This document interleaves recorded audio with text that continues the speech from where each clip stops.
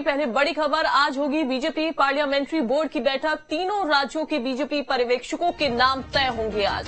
बिल्कुल, मध्य प्रदेश, छत्तीसगढ़, राजस्थान के पर्यवेक्षकों के नाम तय किए जाएंगे। रायपुर में आज बीजेपी विधायकों की बड़ी बैठक भी हो सकती है। तो बड़ी जानकारी आप तक पहुंचा रहे हैं। बीजेपी को प्रचंड बहुमत के साथ जीत मिली है तीनों राज्यों में, मध्य प्रदेश, छत्तीसगढ़ और राजस्थान। अब आज एक बड़ी बैठक है बीजेपी पार्लियामेंट्री बोर्ड की, जिसमें तीनों राज्यों के बीजेपी पर्यवेक्षकों के नाम तय किए जाएंगे और ये पर्यवेक्षक भेजे जाएंगे, जिसके बाद मुख्यमंत्री के नाम पर फैसला होगा। मध्य प्रदेश, छत्तीसगढ़, राजस्थान के पर्यवेक्षकों के नाम आज तय होंगे। वहीं आपको बता दें कि रायपुर में भी आज बीजेपी विधायकों की बैठक होने वाली है। तो बिल्कुल देखिए, मुख्यमंत्री शिवराज सिंह चौहान ने पहले ही जनता का आभार जताया है और आज ये बड़ी बैठक होने वाली है, जिसमें पर्यवेक्षकों के नाम तय होंगे। विनोद हमारे साथ जुड़ गए हैं, सीधा उनका रुख करते हैं। विनोद, आज बैठक होने जा रही है बीजेपी पार्लियामेंट्री की। ये जो बैठक है वो कितने बजे शुरू होगी, क्या जानकारी उसको लेकर? देखिए, इस बैठक का अभी तक का समय तो निश्चित नहीं हो पाया है, लेकिन ये बैठक काफी महत्वपूर्ण है, क्योंकि अब देखिए चुनाव हो चुके हैं और चुनाव के बाद जो प्रक्रिया होती है सरकार बनाने की, उसको संगठनात्मक तौर पर भारतीय जनता पार्टी पूरा करने जा रही है। क्योंकि अब देखिए 1-2 दिन में ही सरकार बनाने की पूरी तैयारी है। कौन मुख्यमंत्री बनेगा, किसके चेहरे पर इस बार भारतीय जनता पार्टी सरकार चलाएगी, ये काफी महत्वपूर्ण हो जाता है। पूरे मध्य प्रदेश का देखिए जो चुनाव हुआ, छत्तीसगढ़ का जो चुनाव हुआ, ये तमाम ऐसे राज्य थे, तेलंगाना है, मिजोरम है, कहीं ना कहीं भारतीय जनता पार्टी ने देखो पूरी ताकत के साथ ये चुनाव लड़ा और बड़ी सफलता भी मिली है। ऐसे में पार्टी की ये कोशिश है कि आने वाले दिनों में अब लोकसभा का चुनाव काफी महत्वपूर्ण होने वाला है। प्रधानमंत्री के चेहरे पर सभी विधानसभा चुनाव लड़े गए। लोकसभा के चुनाव के लिए कौन सा चेहरा ऐसा होगा जिसको जनता इसी तरह से समर्थन दे और पार्टी एक बड़ी जीत हासिल करे, ये काफी महत्वपूर्ण है।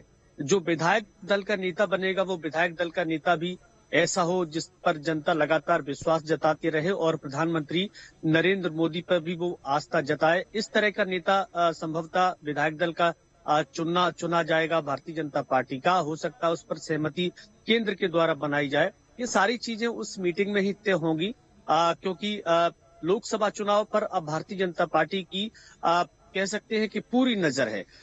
विधानसभा चुनाव से ये तैयारी शुरू कर दी थी और अब पार्लियामेंट्री बोर्ड की बैठक में, विधायक दल की बैठक में ये सारे निर्णय 1-2 दिन में ही हो जाएंगे कि आने वाले दिनों में किस राज्य का कौन मुखिया बनेगा।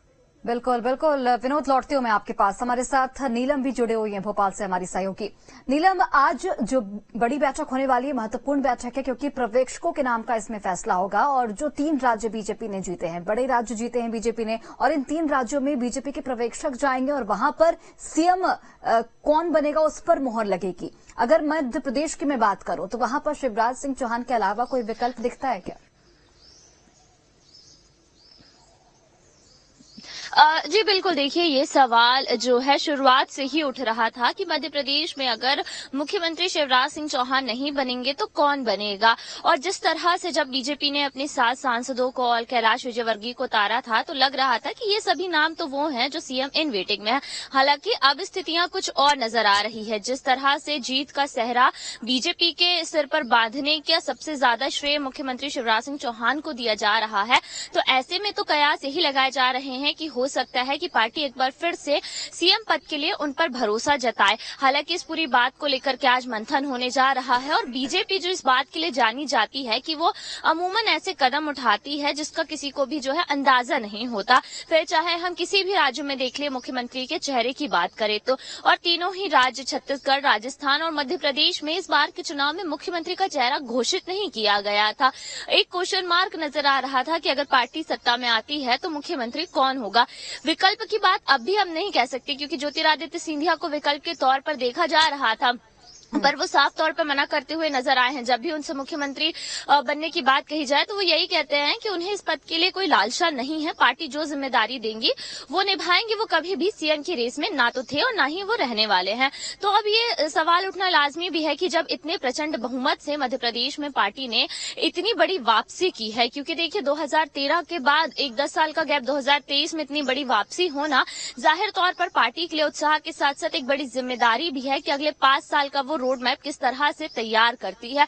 और मुख्यमंत्री शिवराज सिंह चौहान की हम बात करें तो उन जैसे एक्टिव नेता अभी भी देखा जाए तो जनता के मन में कोई नजर नहीं आता होगा। जिस तरह से वो चुनाव से पहले एक्टिव थे और उसके बाद जिस तरह से उन्होंने करीब 163 से 165 जनसभाएं की, रोड शो की, तो कहीं ना कहीं अभी जनता के मन में यही है कि मुख्यमंत्री जो है शिवराज सिंह चौहान को बनाया जाए। हालांकि अब ये पार्टी का आखिरी फैसला होगा कि वो इस बड़े पद की जिम्मेदारी किसके कंधों पर डालती है, क्योंकि देखिए नरेंद्र सिंह तोमर जीत चुके हैं, कैलाश विजयवर्गीय जीत चुके हैं, प्रहलाद सिंह भी करने वाली थी अभी नीलम कि नरेंद्र सिंह तोमर, क्या उनका नाम भी इसमें शामिल हो सकता है रेस में, विनोद? और इसके अलावा क्या कोई और भी नाम चर्चा में शामिल किया गया है या फिर पहले से कोई चर्चा में हो, नाम लिस्ट में हो? देखिए, जहां तक नरेंद्र सिंह तोमर के नाम का सवाल है तो नरेंद्र सिंह तोमर भारतीय जनता पार्टी के बहुत पुराने नेता हैं। शुरुआत से ही ये कहा जाए कि बचपन से ही वो बीजेपी, युवा मोर्चा, इन सारी संगठनात्मक रूप से काम करते रहे। प्रदेश अध्यक्ष बने, विधायक बने, पार्षद रहे हैं, केंद्रीय मंत्री बने, सांसद रहे हैं। तो ये सारी चीजें देखिए नरेंद्र सिंह तोमर में राजनीतिक रूप से अनुभवी नेता के तौर पर देखी जाती हैं। नरेंद्र सिंह तोमर के नाम की चर्चा कुछ समय पहले भी चली थी, जब बीच में भारतीय जनता पार्टी का नेतृत्व बदलने की बात कही जा रही थी, लेकिन वो उस समय सीएम नहीं बन पाए और शिवराज के नेतृत्व में ही पार्टी ने चुनाव लड़ना जरूरी माना। मुझे लगता नहीं है कि भारतीय जनता पार्टी इन परिस्थितियों में सीएम का चेहरा बदले, क्योंकि शिवराज सिंह चौहान के नेतृत्व में एक बड़ी जीत पार्टी को मिली है। आने वाले दिनों में लोकसभा का चुनाव है और शिवराज एक ऐसे मुख्यमंत्री हैं जिनको लोकसभा चुनाव लड़वाने का भी अनुभव रहा है और सरकार चलाने का भी एक बड़ा अनुभव रहा है। ऐसे में संगठनात्मक और सरकार के तौर पर एक अनुभवी नेता शिवराज सिंह चौहान ही माने जाते हैं। दूसरा नाम नरेंद्र सिंह तोमर का आपने कहा, नरेंद्र सिंह तोमर में भी वो क्षमताएं हैं कि वो भी मुख्यमंत्री का अगर पार्टी उनको योग्य मानती है और बनाती है तो जाहिर सी बात है वो भी एक विश्वसनीय नेता भारतीय जनता पार्टी के हैं। साथ ही साथ केंद्र और राज्य की समझ वाले हैं। तीसरा चेहरा अगर ग्वालियर चंबल से आता है तो वो ज्योतिरादित्य सिंधिया का है। ज्योतिरादित्य सिंधिया हालांकि जब भी पूछिए तो मना करते हैं। जाहिर सी बात है, कोई भी नेता पार्टी में ये नहीं कहता कि भाई मैं मुख्यमंत्री का दावेदार हूँ। सब यही कहते हैं कि पार्टी जो तय करेगी वही सीएम बनेगा। आखिरी निर्णय तो देखिए भारतीय जनता पार्टी और विधायकों को ही तय करना है कि सीएम कौन रहेगा। लेकिन जिस तरह की परिस्थितियां मध्य प्रदेश में अभी बीजेपी के पक्ष में रही हैं, आने वाले दिनों में लोकसभा चुनाव को ध्यान में रखते हुए शायद लग नहीं रहा कि पार्टी कोई अपना नेतृत्व बदले।